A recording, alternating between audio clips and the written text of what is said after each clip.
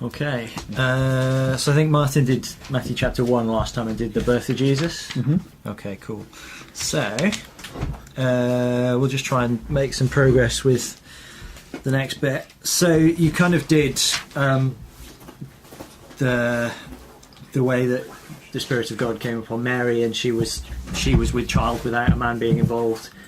So Jesus is Mary's son, but not Joseph's son. Yeah, he's the son of God. اینا بررسی کردیم که خدا از طریق روح القدس به مریم اومد و مریم باردار شد و پس مسیح حاصل یه مادر بود ولی پدر زمینی نداشت که دیگه لقبش این پسر خداست. So at the end of chapter 1 Jesus is born, and then chapter 2 kind of tells us a little bit about what happens around the time that Jesus is born. He gets some visits from a couple of people. و باب 1 رو تمام کردیم که راجع به تولد مسیح بود و باب 2 راجع به اینه که زمانی که به دنیا آمد هولوش مسیح چه اتفاقاتی داشت. So I don't know if you know the story. Can anybody tell me who visited Jesus when he was a baby? فکر می‌کنه بدونید داستانو، اینکه می‌دونی وقتی به دنیا آمد بچه بود کی اومد ملاقاتش. یکی از سوال‌ها اینترویو هم هست. چوپان دیدنش. اولین کسایی که دیدنش چوپان. سه مرد دانا. آره از خردمندان از مشرق. Three men came from east. Okay, yeah, 3 wise men came from the east. So Martha talked a little bit about it this morning. موقع بودن، موقع میگن ایرانی بودن حالا. So that's one of them. You get 3 wise men came from the east. There's actually another group of people that comes to see him as well. و 3 تا مرد از شرق اومدن، میگه گروهای دیگه اومدن ملاقاتش، ولی اون 3 تا مد نظر ماست. So Matthew doesn't tell us about it, but Luke tells us about it. There are also a group of shepherds that some angels appear to and announce the birth of Jesus, and the shepherds come and see Jesus as well. بعد تو متی نیومده ولی تو انجیل لوقا اومده اون چوپانا که یه سری هم چوپان بودن جدا از اینا اومدن که ملاقاتش کردن. So you have on one end of the spectrum you have kind of shepherds, people who were manual laborers who went and worked out in the fields, and on the other end of the spectrum you have these wise men who are very rich who bring kind of these very precious gifts. So it's like the poorest people in society and the richest people as well. و یه تلفیق داریم از 2 تا طیف مختلف. یکی چوپانا بودن که خیلی فقیر و قشر پایین جامعه بودن، یکیشون هم خیلی پولدار بودن، موقعی بودن که اومدن و خیلی غنی بودن و از یعنی اینکه هم پولدار و هم ثروت هم فقیر اومدن دیدنش. So the Bible tells us about kind of the idea that Jesus' work is for everybody, that it doesn't matter who you are in society, it doesn't matter who you are, then Jesus has got something for you if you come to him and talk to him. و این مسئله اینو تفهیم میکنه که مسیح برای همه جامعه است و چه فقیر چه غنی و اصلا نه شغل مهمه نه پست مهمه و مسیح برای همه است و اینکه هم پولدار میاد دیدنش هم فقیر میاد هم چوپان میاد نشون دهنده این قصه. But Matthew doesn't tell us about the shepherds. So Matthew only tells us about the 3 wise men. So we read about them coming in Matthew chapter 2. First of all, Matthew chapter 2 verses 1 and 2. They've seen a sign that tells them that somebody special has been born. و همونطور که گفت تو متی چوپانا نیامده و متی راجع به این 3 نفر 3 مرد دانا یا 3 مرد خردمند صحبت کرده که تو آیه 1 و 2 هم که شروع میشه همون دیدار مغان هست. So do we know the story? Do we know what they saw? No, I know you know. I know you know. Repeat your question. So do you know what the wise men saw that made them aware that something special had happened, that somebody special had been born? و چی دیده بودن؟ میگه اون 3 مردی که اومده بودن که فهمیدن مثلا یه بچه‌ای مثلا قرار به دنیا بیاد و اینا. So the answer is in verse 1 and 2. که ستاره‌شو دیده بودن تو آسمون دیگه. که از ستاره شناس بودن منجم بوده و از طریق ستاره تشخیص دادن که بدونن. آیه 1 و 2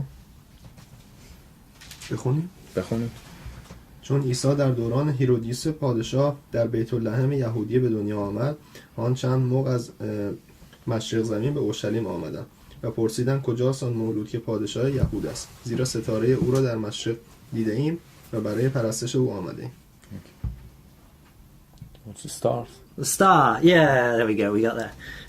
So they come from the east, they come from somewhere maybe over near Iran, perhaps, I don't know where they come from, but they come from somewhere east of Israel. So, and they've seen this star that tells them, they understand that means that somebody special is going to be born. We don't know how they know that, maybe God gave them a revelation that we don't know about. But so they come to Israel to see this special king that's been born. و از خودشون اعلام کردن که از شرق اومدن، از شرق اسرائیل. میگه نمیدونم دقیقا نوشته که کجا اومدن، شاید جای حوالی ایران بوده باشه و اومدن خودشون گفتن که رو ستاره متوجه شدیم و اومدیم و اومدن که پادشاه رو پرستش کنن. شاید از طرف خدا بهشون تفهیم شده بوده و القا شده بوده که همچین بعد مولود قرار به دنیا و چطور میدونستن نمیدونیم، ولی اینکه اومده بودن و اونو پادشاه خطابش میکرد. So where do they come? Who do they come to see? اومده بودن دیدار کی؟ Jesus.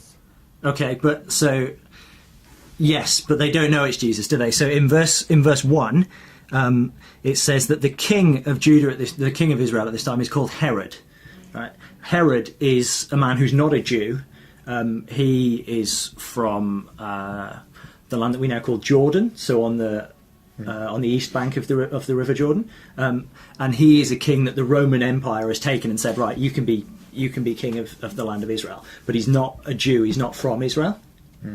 و اینکه خب اونا هم در موقع اصلا نمیدونستن که عیسیه، ولی خب و اون موقع زمان پادشاهی هیرودیس بود، همونطور که آیه 1 میگه و هیرودیس هم اون زمان در اردن کنونی میشه گفت که ساکن بوده و اون موقع اون بوده که پادشاه بوده، پادشاه امپراتوری روم بوده و اینا میان و مثلا اون مولود و پادشاه خطاب میکنن. So we have this situation where God's people are being ruled over by somebody else, somebody from somewhere else that the world has just said, right, he can be your king.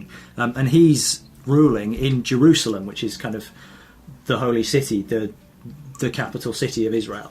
So you've kind of got this situation where it's like not everything is as it should be. You've got somebody who shouldn't be king has been put there by the Romans. و اینکه چی می‌خواستم بگم یادم رفت. و اینکه یه وضعیتی بود در اون موقع که خب درسته که هیرودیس پادشاه اون موقع کل روم بود، ولی اینا اومدن اینو پادشاه یهود دارن خطابش میکنن تو آیه 2 اگه اشتباه نکنم، آره تو آیه 2. و این نشون میده که با اینکه این همه قدرت داشت هیرودیس و پادشاه اون امپراتوری بزرگ بود، ولی همچنان نمیتونست پادشاه یهود هم باشه و یهود اون موقع قلبش تو اسرائیل بوده و تو اورشلیم بوده مرکزشون و اینا میان و اون بچه رو به راحتی این لقب بهش میدن. So these wise men have had a sign that says that the king of the Jews has been born. So they come to Jerusalem, to the capital city, and they come to see Herod because he's the king. And they say, "Where's this king that's been born?" And they come and they ask Herod. And verse 3 it says that when Herod heard this, he was troubled. He was worried about it. و سر همین قضیه 100% اینا علائم داشتن و نشونه‌ای گرفته بودن که میان جلوی پادشاه اون موقع روم و هیرودیس رو میگیرن و میگن کجاست اون پادشاه یهود و 100% یه سری علائم بر خودشون داشتن. حالا این نشونه‌ها از کجا به دستشون رسیده بوده نمیدونی و این باعث نگرانی هیرودیس هم شد که میان به پادشاه میگن کجاست پادشاه یهود. So Herod's worried about this because he says, you know, I'm the king. Who is this other person that's going to challenge my authority? So he doesn't know what's going on. He doesn't know the Bible. He doesn't know the prophecies about the Messiah that's going to come. So he calls for kind of the religious leaders of Israel and he says, you know, where is this king that's going to be born?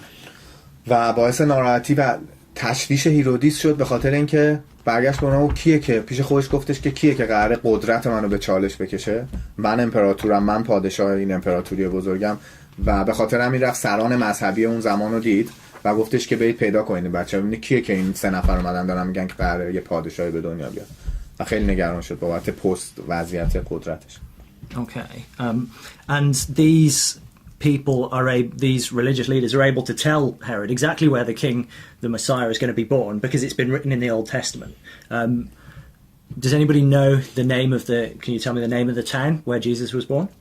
و اون سران مذهبی اون موقع میتونستن مکان دقیق مسیح رو بهش بگن، به هیرودیس بگن که کجا قراره این بچه به دنیا بیاد، چون از عهد قدیم خبر داشتن و عهد عتیق رو خونده بودن. هیرودیس خودش نخونده بوده و نمیدونست اصلا چی به چیه تو عهد عتیق و پیشگویی شده و اینکه میگه آیا میدونید این جای دقیقی که مسیح به دنیا آمده بود کجا بود، چه شهری بود؟ Yeah, Bethlehem. Bethlehem. Bethlehem. Yeah, Bethlehem. So what I want to do, just stay in Matthew chapter 2, but I want to come back to Micah chapter 5. اینجا رو نگه دارید، یه دونه از این بندا بذارید. بیاید میکا. ببین حدود 5 تا 6 تا کتاب بعد برگردید. میرید عهد قدیم. نه این بله بعد مزامیر. یه زیاد بر نگردید. یه کتاب بدید من پیدا کنم.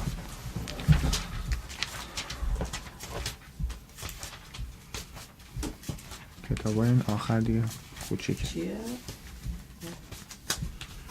میکا.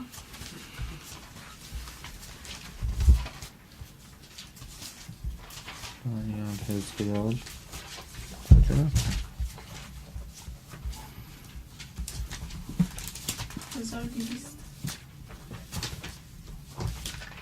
آره 1200. آره 1200. چپتر 5. باب 5. یه ذره فکر کنم باید برید جلو. 1205. Okay.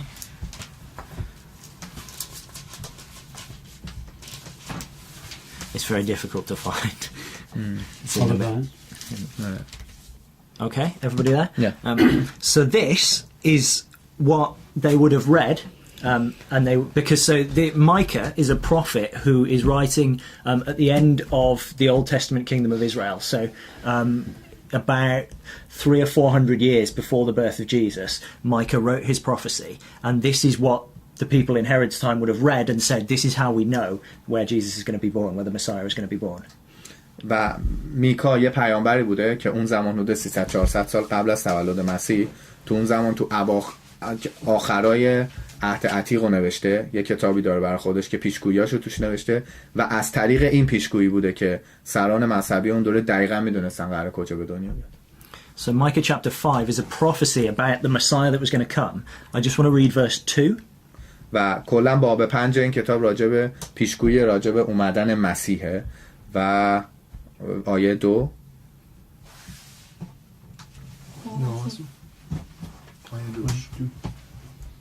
اما تو ای بیت لحم افراته، گرچه در میان تواویف یهودا کوچکی، از تو کسی برای من بیرون خواهد آمد که بر اسرائیل فرمان روایی خواهد کرد. طلوع او از قدیم و از ایام از ازل بوده است. Okay. Yeah, so that's fine. So Micah said, hundreds of years before, well, Micah said because God told him, this is where Messiah is going to be born. So this is another example of just a little detail that doesn't seem important to us, but that if it had been wrong, then critics would say, oh, look, the Bible was wrong here. But it's just another example of a way that God makes a prophecy hundreds of years before of just a little detail that's absolutely 100% correct about Jesus. و این پیشگویی بوده که میکا کرده بوده 300-400 سال قبل از تولد مسیح و اگه یه ذره غلط بود، یه ذره این ور اون ور بود، اونایی که میخوان رد کنن این کتابو یا هر پیشگویی تو این کتابو رد کنن میتونن رد کنن، ولی یه جزئیاتی اینجا داره از تولد مسیح میگه 100% دقیقه و چیزی که گفته کاملا اتفاق افتاد. Okay, so that's all we needed to see in Micah, that just Micah said, just that one verse says that Jesus is going to be born in Bethlehem. And if we come back to Matthew chapter 2, برگردیم به متی. yeah, it tells us, it quotes for us that verse. بعد تو متی هم خوندیم که خیلی با مستقیم داره میگه که مسیح در بیت لحم به دنیا آمد. So these wise men have seen this sign that there's a king been born. So they come from the east, they come to the capital and they say to the king, where's the king who's been born? And the king says, well, let's ask. And then he says, right, if you go to Bethlehem, you'll find the king. So that's where they go. They go to Bethlehem and they find the baby Jesus. پس 3 تا موقع اومدن از مشرق زمین و اومدن مرکز اسرائیل، اومدن پیش فرمانروا، اومدن پیش هیرودیس، گفتن کجاست پادشاهی که به دنیا اومده و اون پادشاه هم سران چیزو پیدا گفت من خبر ندارم که، اصلا خیلی هم براش عجیب بود و سران مذهبی فرستاد، از اونا پرسید، اونا گفتن که این بچه باید تو بیت لحم به دنیا اومده باشه و اونجا رفتن دنبالش. So they come to Bethlehem and they find the baby Jesus and they give him presents, gifts that they've brought with them from the east. And they bring him 3 things. و رفتن اونجا، آدرسی که از سران مذهبی اونجا گرفتن، رفتن بیت لحم مسیح رو پیدا کردن و براش کادوهایی که هدیه‌هایی که آورده بودن دادن و 3 تا چیز براش هدیه آورده بود. Gone there in the verse. But can anybody tell me any of the things first before we look at it? این چیزی میتونید بگید چی یادتون آورده بودن؟ کندور بود نقره یا تو Silver, gold and one more thing that I don't know in English. It's close. Not silver, but gold, yes. طلا بوده، نقره نبوده. کندور بود و مور. کندور من نمیدونم چی میشه به انگلیسی. Verse 11. Go on, verse 11. مور همین انگلیسی هم همینه از یه درخت مور. Yeah. They said, but I don't know in English. You don't know in English. Yeah. So, in English, it's gold, frankincense, and myrrh. Myrrh. Yeah. Myrrh? Myrrh how more. Okay. More. Okay. And the second one? So this is Old English. They call it frankincense. Today we would just call it incense. Incense. Yeah. کندور. Okay. So, what are those 3 things used for? این 3 تا برای چی استفاده می شده؟ یعنی بی معنی نیست این 3 تا چیزی که آوردن همینجوری بگن. یه چیز، یکیش پادشاهی عیسی بوده، یکیش One of به them مرگش is اشاره symbol of می‌کرده. the kingdom of Jesus and reign of Jesus. One of them refers to death of Jesus. And one of them is about priests. Okay. Is this you? Related to priests. No, she's saying. This is very good. Yeah, absolutely. Yeah. کاملا درست. So gold is, you know, if you have gold, you're rich. It's the symbol of the kingdom. So gold tells us that he's going to be a king.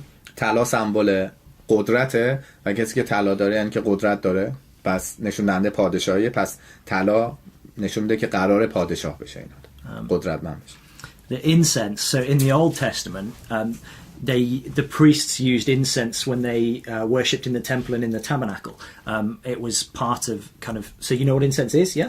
Yeah. So they take the incense and they burn it on the fire and it makes up a smoke, and it was used in the rituals in the temple. و کندور هم که ما تو اسپند خودمون استفاده میکنیم و اون موقع برای عبادت، اون موقع کشیشان اونا استفاده میکردن. تو عهد عتیق هم نوشته نحوهشون که تو معبد میبردن و میسوزوندن موقعی که داشتن خدا رو عبادت میکردن و دود ازش بلند میشد. این اسپند خود. So that tells us that he was going to be a priest. And then پس این نشون میده که مسیح در آینده قراره قدرت مذهبی پیدا کنه. And then the myrrh, as you rightly said, myrrh was used in embalming dead bodies. So it was used for preparing dead bodies for burial. So this is saying, you know, this is for his death. This is to show that as a part of his work, then he's going to die. و مور هم اون زمان ماده بوده که برای کفن و دفن استفاده می شده و نشون دهنده این بود که ارجاع به این داده میشه که مسیح قرار بمیره. یکی از وظایفش بر اومدن اینه که بمیره. So again, these men, we don't know whether they just understood this from their reading their Old Testament or whether God had specifically told them, but they understood what the work of Jesus was going to be all the way when he was still a tiny baby. نمیدونیم که از کجا میدونستن اینا، یا خدا بهشون مستقیم گفته یا از خوندن کتاب مقدس عهد عتیق فهمیده بودن که چه اتفاقی قراره برای مسیح بیفته، ولی خب چیزی که هست میدونستن دقیقاً چیکار باید بکنن و چه اتفاقی قراره بیفته. So that's a really, really good answer. Really good. کتاب مقدس دست همه بود. دادی. اون زمان کتاب مقدس دست همه بود. همه داشتن. عهد قدیم همه داشتن. Did anybody could reach to Old Testament at that time? Access to Old Testament in that time. Yeah, so probably not everybody had a copy at home, but what they did, so they went on a Saturday, which is their Sabbath day, they went to the tabernacle or the temple and they would hear it read and they would discuss it, and there would be kind of teachers of the law like the Pharisees who would read the Old Testament all the time and could tell them about it. آره، ولی اینجوری هم نبوده که هر کی حالا یه نسخه داشته باشه که کپی تو خونه داشته باشه، ولی خب شنبه‌ها که عموما روز شبات میرفتن برای عبادت تو معبد یا هر جای دیگه، بالاخره خونده میشد ازش و شنیده بودن راجعش.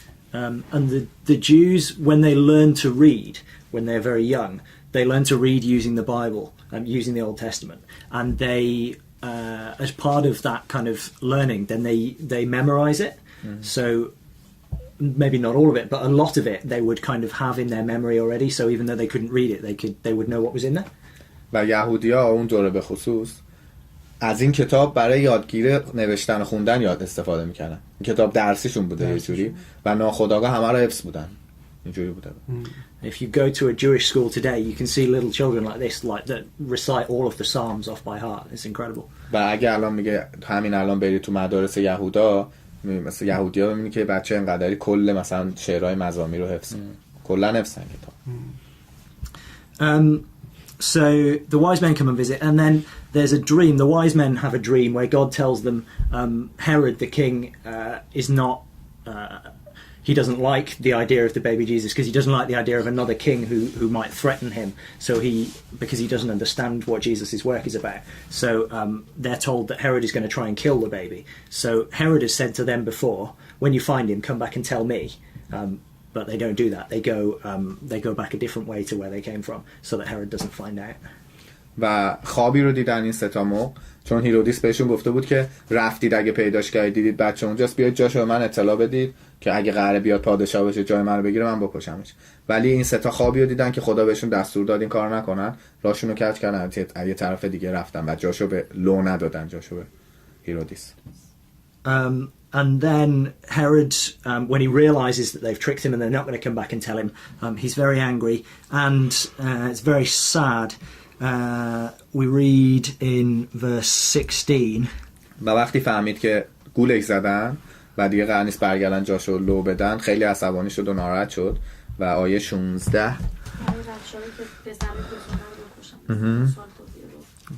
just 16 رو کی بزنم. چون هیرودیس دید که موقعان فریبش داده اند سخت برآشفت و فرستاده همه پسران 2 ساله و کمتر را در بیت لحم و اطراف آن بودند مطابق زمانی که از موقعان تحقیق کرده بود بکشت. Okay. So when Herod realizes, he's very angry and he decides to kill all of the babies in Bethlehem and in the surrounding area, all of the children under 2 years old, in order to try and get rid of this king that he thinks might be a threat to him. و همطور که خوندیم وقتی فهمید که این اتفاق افتاده تصمیم گرفت همه 2 ساله وزیر اونو بکشه و همه دنبال یه راهی بودن که از این وضعیت خلاص بشن و در برن از دست تصمیمی که پادشاه گرفت. But again, then Jesus' father, Joseph, or not, so his father in inverted commas, the wife of his mother, the husband of his mother, says he has a dream from God where God says, take the baby and his mother down into Egypt, take them out of the land so that they'll be safe and they won't be destroyed. و متعاقباً یه خوابم یوسف دید که پدر مسیح که بعد یه جورایی تصدیق کرد و گفتش نه پدر، شوهر مادرش، خواب دید که خدا اومد تو خوابش و گفتش که ببریش همسر تو و چیزو بردار، مسیحو بردار و برید به مصر. So this is part of something really interesting about the way that Matthew in particular is trying to present Jesus to us. و متی به صورت خیلی خاصی انجیل متی به صورت خیلی ویژه‌ای راهی که انتخاب کرده خیلی جالب برای معرفی و شناسوندن مسیح به ما. So we have obviously 4 Gospels, and they all tell us something different about the work of Jesus. They help us to understand different aspects of it.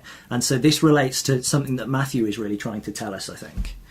و 4 تا ما انجیل داریم که هر کدوم بیشتر تمرکز داشتن روی جنبه‌ای و سعی کردن یه جنبه‌ای از کارهایی که مسیح کرده رو بیشتر بروز بدن و متی هم تو این زمینه خیلی خوب عمل کرده.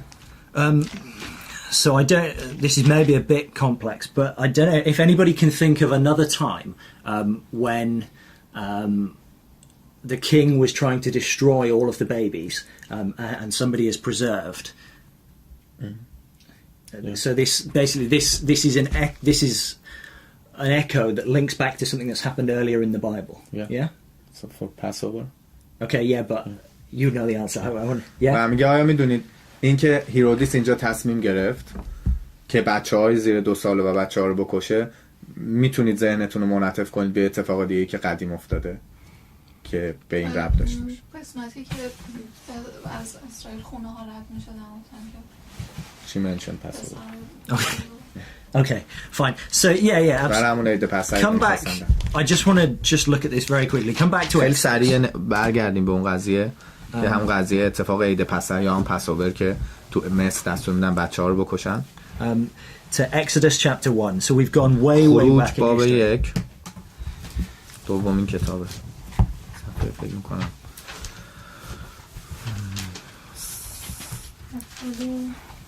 76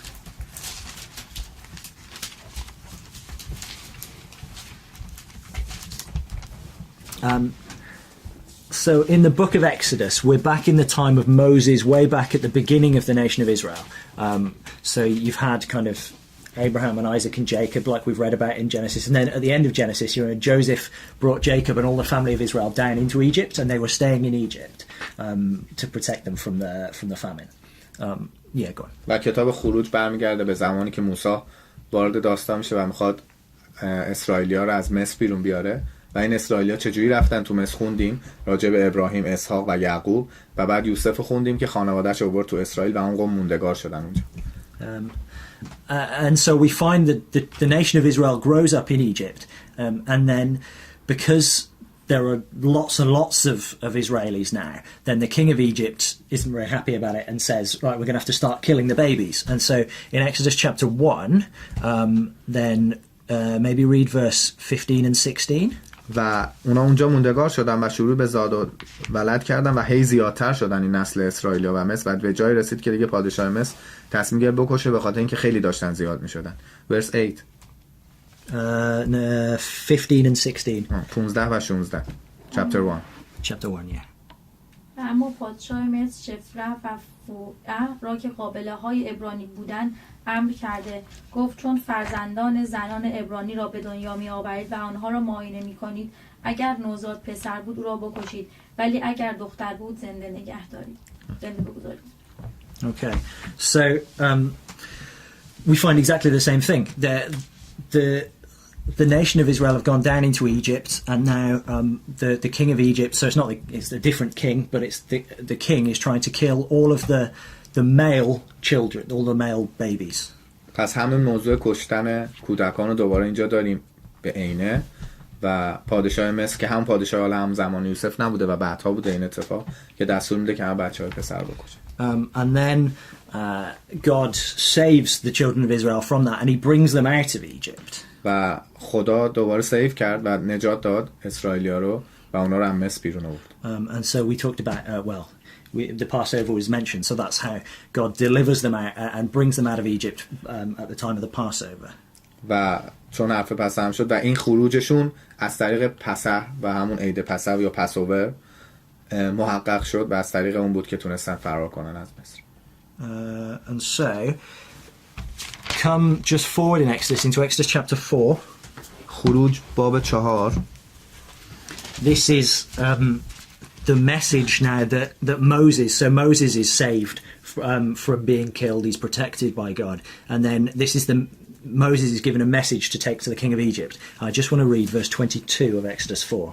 و اینجا موسی رو داریم که از مرگ نجات پیدا کرده و توسط خدا حفظ شده و اینجا یه پیامی رو داره میده به پادشاه مصر. verse 22 22 آیه 22 4 باب 4 بله.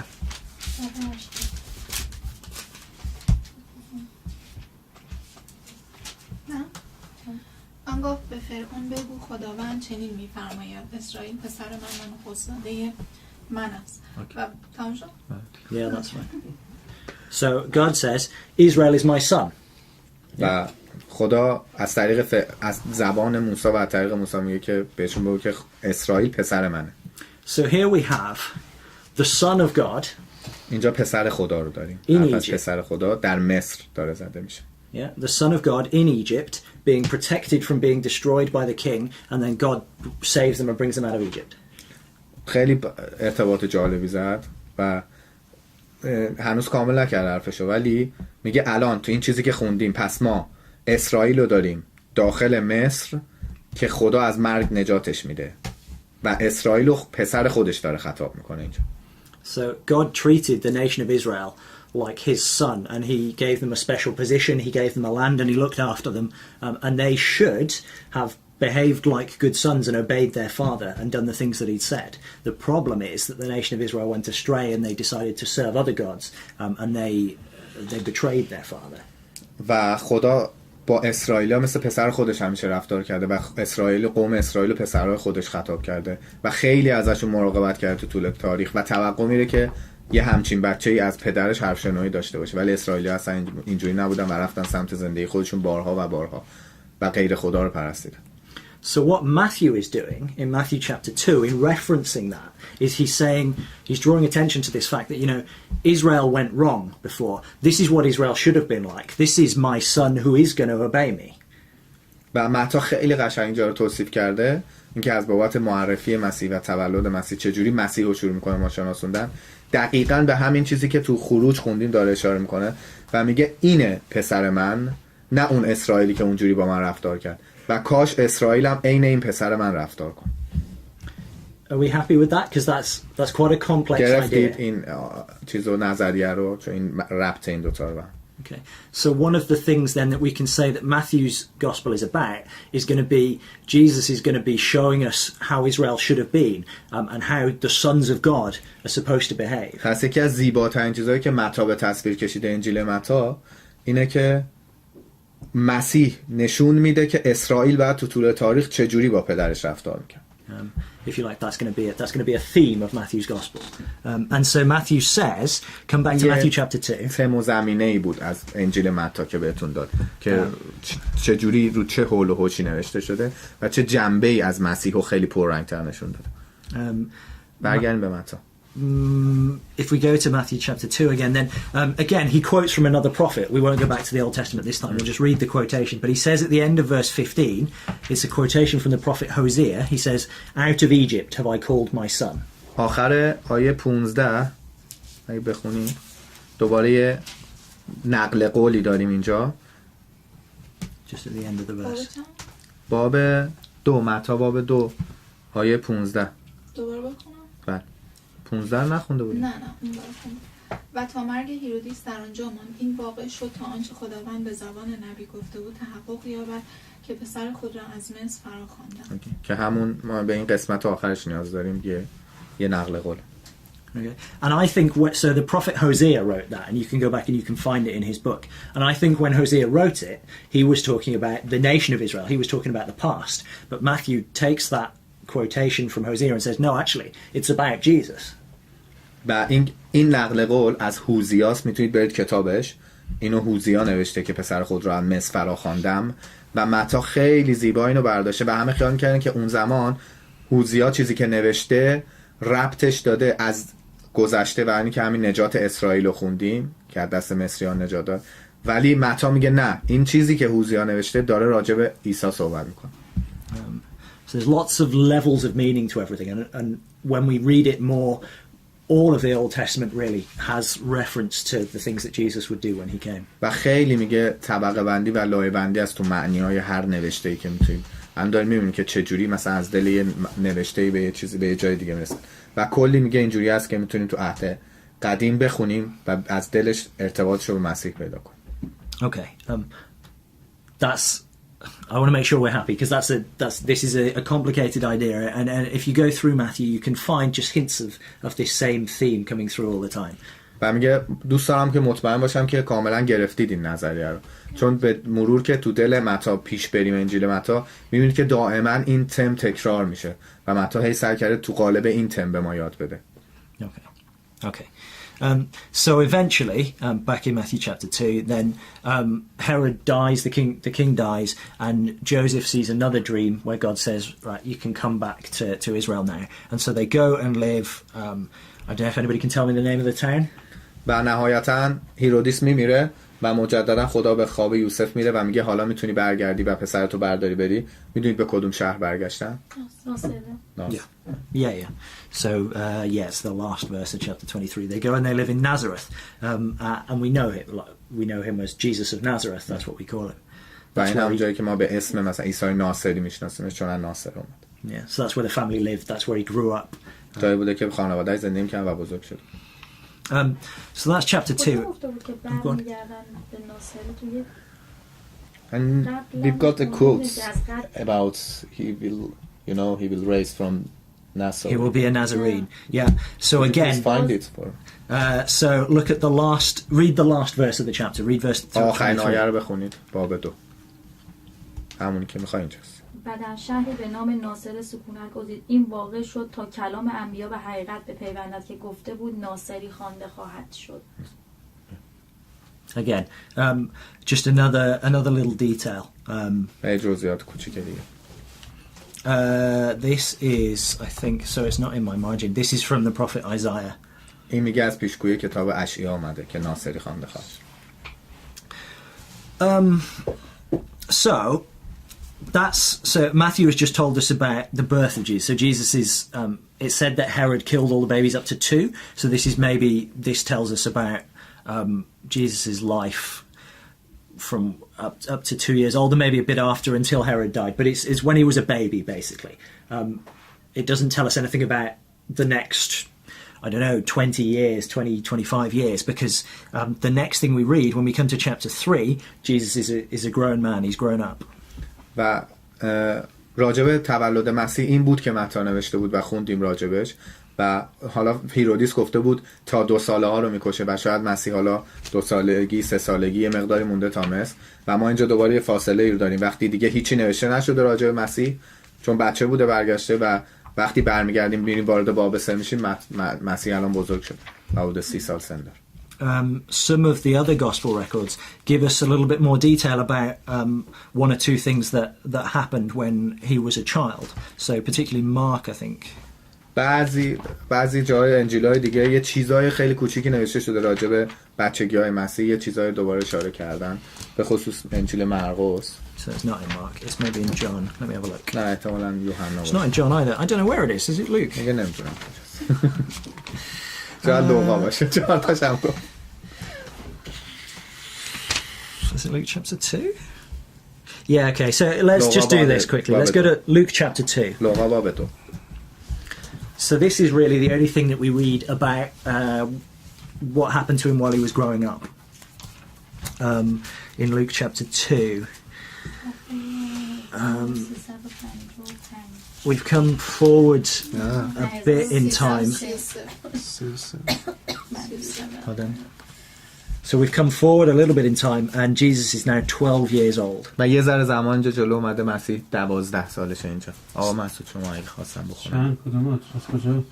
So from the time, so when he's a baby in Matthew chapter 1 to when he's 30, when he starts his work properly, then the only thing we know from the whole time in between is this incident in Luke chapter 2 from when he's 12 years old, which starts at verse 42. So in Luke chapter 2 verse 42 it says when he was 12 years old they went to Jerusalem after the custom of the feast. و آیه 42 چیز دیگه ای که از بین اون بچگیش که از مصر برگردن تا 30 سالگی که در از شریعتش و رسالتش شروع شه نداریم تو انجیل بجز اینجا که 42 Yeah, 42. آیه 42 چون عیسی 12 سالشه به رسم عید به اورشلیم رفتن. آمد سوپر. چون عیسی 12 ساله شد به رسم عید به اورشلیم رفتن. لپو He said that justice. Yeah. That's fine.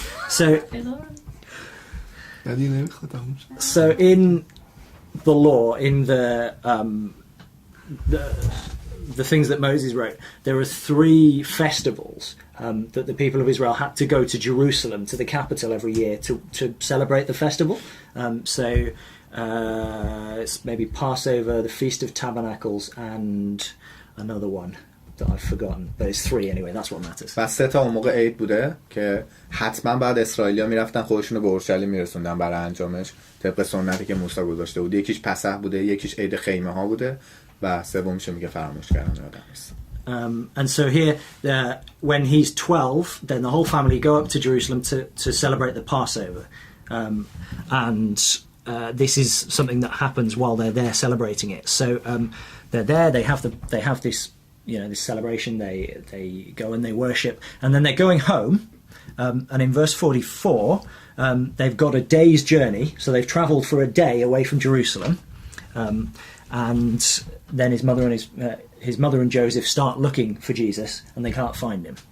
و میرن برای عید و مراسم مذهبیشون میرن به اورشلیم و بعد اینکه انجام دادن مراسم عید و عبادتشون تو راه برگشت به اورشلیم آیه 44 میگه که متوجه شدن یوسف و مریم متوجه شدن که مسیح نیست.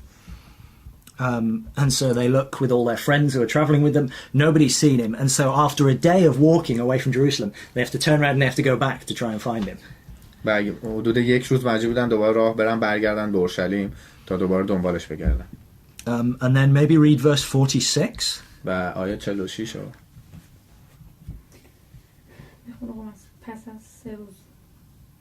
پس از 3 روز سرانجام او را در معبد یافتند. در میان معلمان نشسته بود و به سخنان ایشان گوش فرا می‌داد و از آنها پرسش ها می‌کرد. هر که سخن Yeah, no, it's fine. It's fine. So they were looking for him for 3 days. از 3 روز دنبالش گشتن. نوشته 3 روز دنبالش گشتن. So he's 12 years old and they've got no idea where he is and they're looking for him all over Jerusalem, all over the city for 3 days and eventually they find him. Yeah, go on. پس 12 سالش بوده و هیچ نظری هیچکی نداشته اینکه کجا برن اصلا دنبالش بگردن یه بچه 12 ساله رو و سرانجام بعد 3 روز تو معبد پیداش میکنه.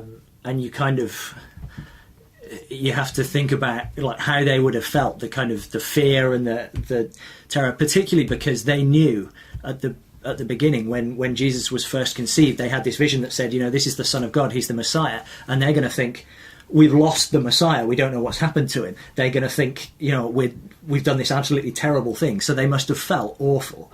و اگه تصور بکنید که چه حال بدی داشتن مثلا پدر مادرش، این که خب مثلا این به دنیا آمده، بهشون خدا آمده گفته که مثلا مسیح داره به دنیا میاد و بعد از این همه کشمکش و این همه انتظار مسیح به دنیا آمده، حالا گمش کردن و یه حال خیلی بد و سختی بوده.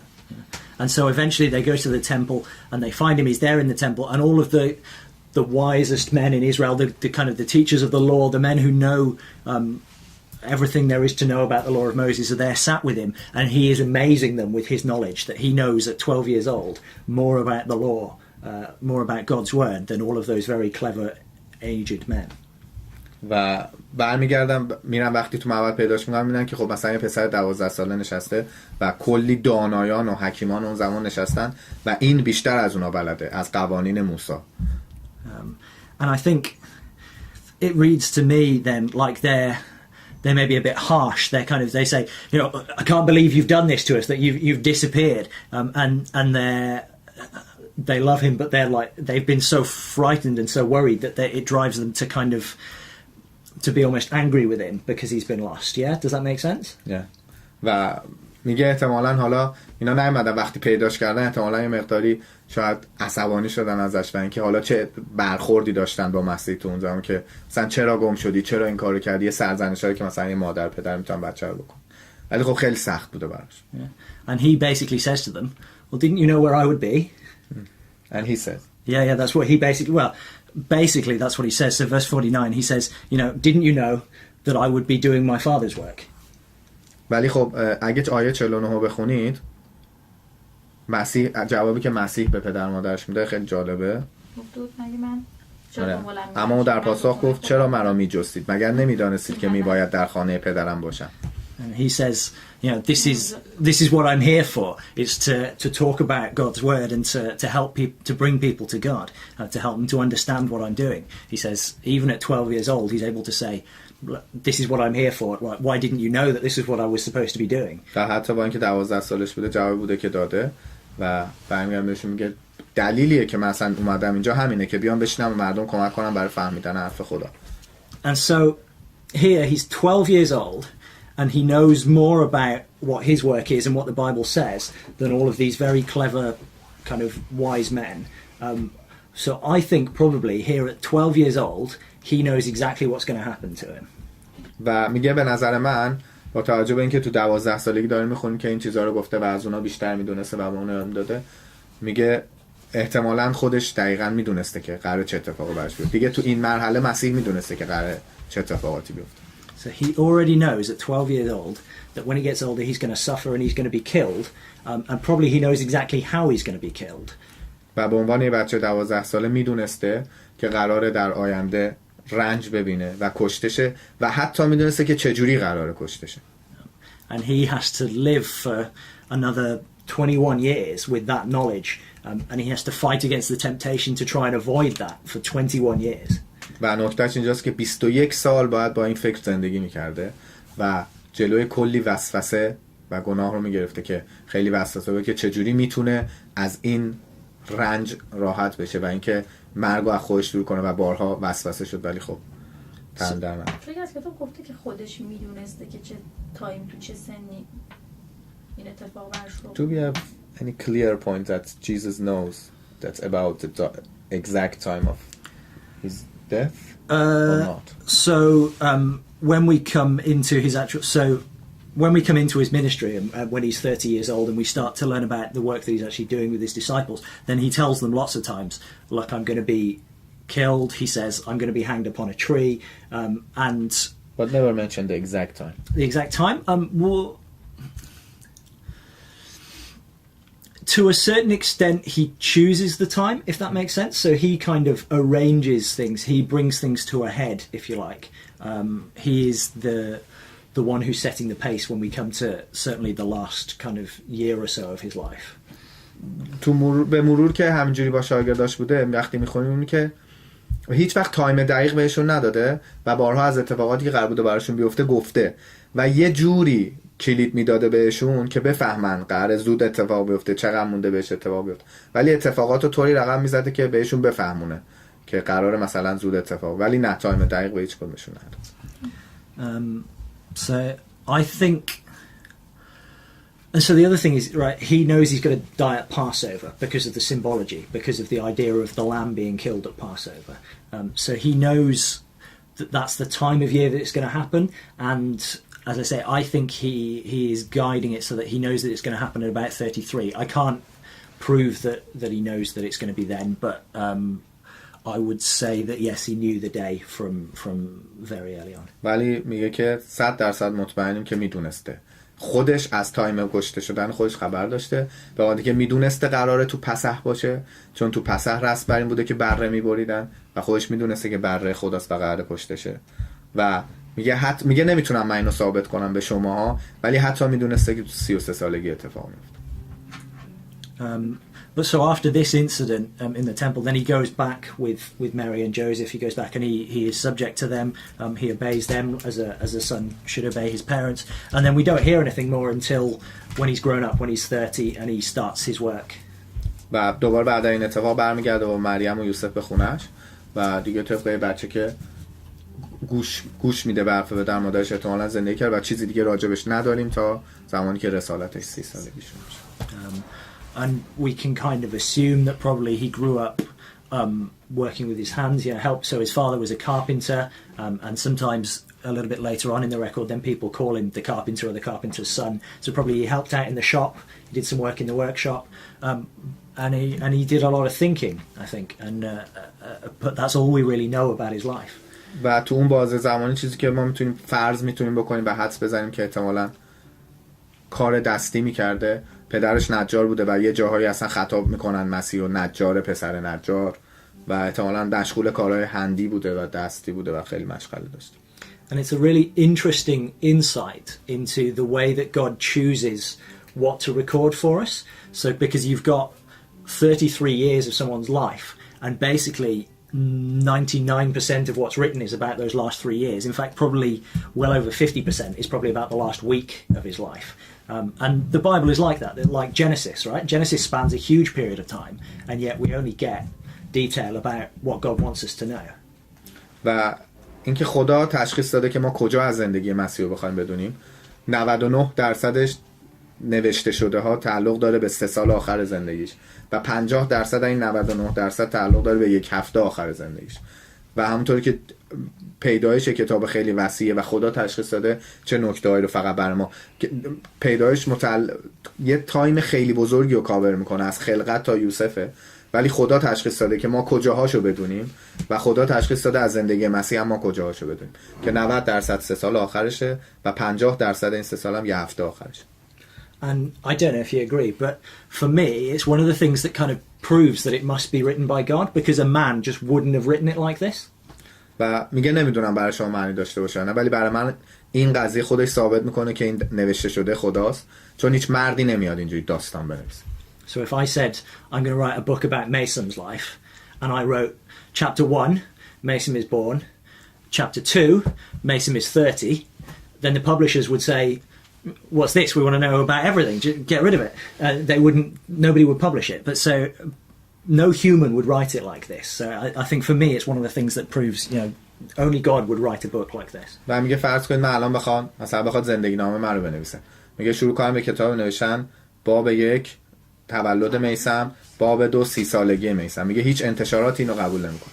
و 100% تلاش میکنن که خلاص شن این نوشته و این به من ثابت میکنه که این نوشته انسان نیست. So I think that's it. It sounds like they finished downstairs. That seems a good place to stop. Are there questions? میگه به نظر من باید تموم کنیم جلسه رو. پایین هم تموم شده. اگه سوالی دارید بپرسید. هم تو اسلام که به دنیا آمد برای همین میگن برای خدا دیگه. Why Jesus called the Lamb of God? Briefly. Briefly. So we've talked about Passover, right? So at Passover, the lamb was killed, and at Passover is the ritual when the children of Israel were saved out of Egypt, and the killing of the lamb is a part of that salvation, right? It's a part of that ritual. It's related to a place which Jesus born or not? Where did he born exactly? He was born in Bethlehem, so I wouldn't have said particularly it was necessarily to do with where he was born. It's to do with the idea that he is a sacrifice, right? And particularly the Passover lamb. He is the lamb that was killed so that we could be saved. But more generally, he's like a sacrificial lamb, a lamb that's killed as a sacrifice to take away our sins. نه دلیلش اینه که ربط داره به اینکه قربونی شده برای گناهان ما و ربط داره به همون عید پسحی که گوسفند و بره قربونی کردن برای نجات اسرائیلیا از مصر. بره قربونی شد و مسیح قربونی شد برای نجات ما و فقط به خاطر این نظریه است که میگن مسیح بره خداست چون برای گناهان ما قربونی شد. So the place where he's called that is John chapter 1. And what is said about him is, behold the Lamb of God which takes away the sins of the world. So it's to do with his being a sacrifice to take away our sins. و تو یوحنا باب 1 نوشته که به دنیا آمده تا با قربونی شدنش ما رو از گناهانمون دور کنه. و فقط برای این بوده. و بره خدا خواننده خواهد شد تو یوحنا باب 1 نوشته. So it's an example of, to understand the language that the New Testament is using about Jesus, you have to understand the language of the law and of the Old Testament, because the two ideas are linked. That's what the New Testament is referring to. و برای اینکه کامل بخوایم بفهمیم تو عهد جدید چه خبره، مجبوریم زبان عهد قدیم هم مسلط باشیم، چون اینا هی مراجعه کردن به عهد قدیم و از اونا چیز گرفتن، بیس گرفتن و اومدن نوشتن و اون درست یونانیه ولی عبریه، ولی نیاز داریم که عبری آدم مسلط باشه تا بدونه که چرا یه حرفایی زده شد. ولی ایده و نظر این که چرا برای خدا خوانده میشه و به خاطر اینکه قربانی شد به خاطر گناهان ما. Yeah, so there are churches that don't read the Old Testament or don't think the Old Testament is important, and very often they don't understand the New Testament right because they don't understand the references that it's making. و کلیساهایی که عهد قدیم رو قبول دارن نمیخونن این مشکل رو دارن، خیلی از جای عهد جدید هم نمیفهمن. به خاطر اینکه نیاز برگردن به عهد قدیم توی جای عهد جدید و چون عهد قدیم رو نمیفهمن عهد جدید هم نمیفهمن. Okay.